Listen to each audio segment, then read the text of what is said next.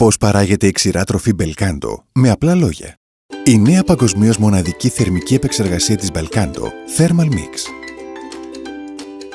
Ο αγρότης Κώστας ξέρει ακριβώς πώς πρέπει να παράγεται μια σωστή τροφή για σκύλους. Γι' αυτό παρέχει τα καλύτερα συστατικά για την παρασκευή των ξηρών τροφών Belcanto, η οποία αρέσει πολύ και στο σκύλο του Rex.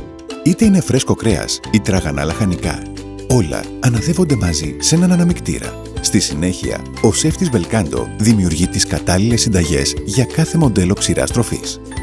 Κατά τη διάρκεια προετοιμασίας, η συνταγή μαγειρεύεται στον ατμό, όπως ακριβώς μαγειρεύονται στο σπίτι λαχανικά στον ατμό, διατηρώντας έτσι τις βιταμίνες και τα θρεπτικά συστατικά τους.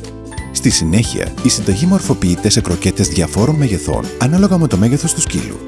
Η προσέγγιση αυτή είναι επίσης ένα ιδιαίτερο χαρακτηριστικό της θερμικής διαδικασίας Thermal Mix, καθώς ο ατμός αντικαθιστά τη μηχανική τριβή. Ο απαλός ατμός μετατρέπει το φρέσκο ψαχνό κρέας και τα πολλά άλλα θρεπτικά συστατικά σε ξηρά τροφή Belcanto με ιδιαίτερη φροντίδα.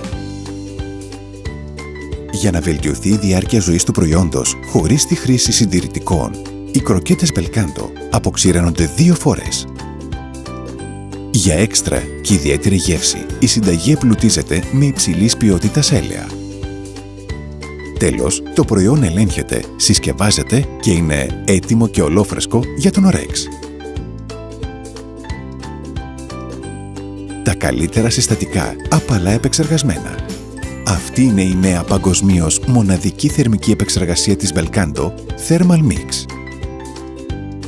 Belcanto, τα συστατικά κάνουν τη διαφορά. Τώρα και μόνο στο e-shop-κατοικίδιο.gr με κάθε τροφή Belcanto 15 κιλών δώρο το δοχείο αποθήκευσης ξηράς τροφής 32 λίτρων. e-shop-κατοικίδιο.gr. Κερδίστε χρόνο, χαρίστε περισσότερη αγάπη.